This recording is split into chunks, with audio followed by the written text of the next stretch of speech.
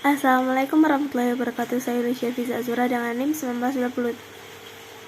19231074 akan menjelaskan tentang yang pertama itu pengertian administrasi keuangan, yang kedua itu proses administrasi keuangan, ketiga itu pemeriksaan dan pelaporan, yang keempat itu peran guru dalam administrasi keuangan.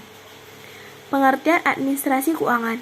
Administrasi keuangan merupakan semua aktivitas yang berhubungan dengan pencatatan, pemasukan, dan pengeluaran untuk pembiayaan berbagai kegiatan organisasi, di mana bentuknya berupa tata usaha atau tata pembukuan keuangan.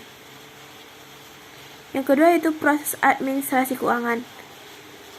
Yang pertama itu penyusunan RPS, yaitu rencana pengembangan sekolah, merupakan salah satu wujud dari salah satu fungsi yang sangat penting untuk memberi arah dan bimbingan bagi para pelaku sekolah dalam rangka tujuan sekolah yang lebih baik.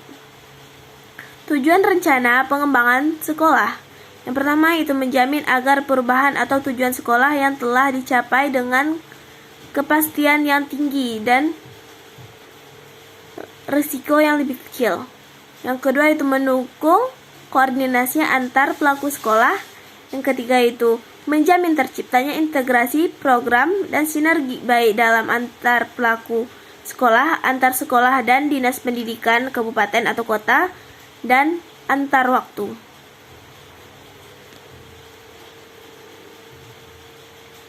Tahap-tahap penyusunan RPS. Yang pertama itu melakukan analisis lingkungan strategi sekolah, yang kedua itu analisis situasi untuk melihat status pendidikan sekolah, yang ketiga itu memformulasikan pendidikan yang diharapkan di masa yang akan mendatang. Yang keempat itu mencari jaminan antara butir 2 dan 3.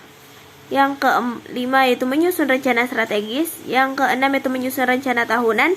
Yang ketujuh itu melaksanakan rencana tahunan. Yang kedelapan itu memonitor dan mengamati.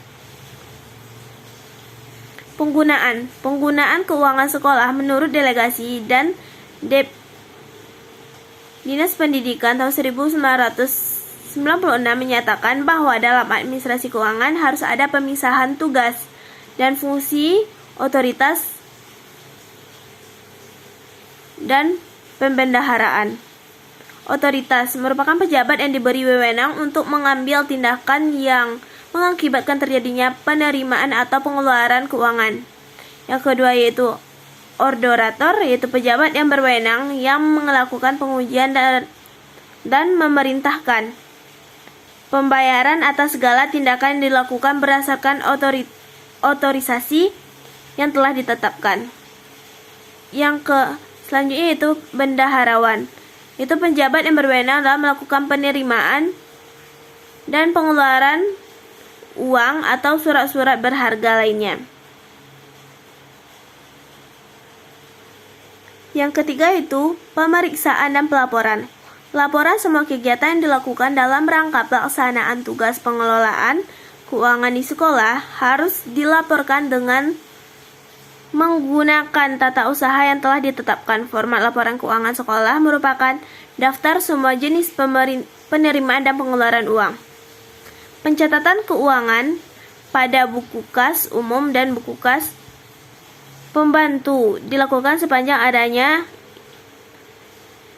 transaksi penerimaan dan pengeluaran uang.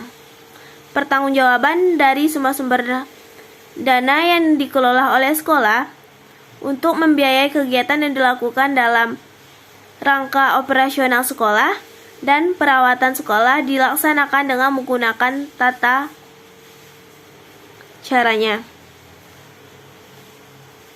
Selanjutnya yaitu peran guru dalam administrasi keuangan. Yang pertama yaitu membantu file keuangan sesuai dengan dana pembangunan. Yang kedua yaitu membuat laporan data usulan pembayaran gaji. Yang ketiga yaitu membuat pembukuan penerimaan dan penggunaan dana pembangunan. Yang keempat yaitu membuat laporan dana pembangunan pada akhir tahun anggaran. Yang kelima itu membuat laporan rancangan anggaran pendapatan bantuan sekolah. Yang keenam yaitu membuat laporan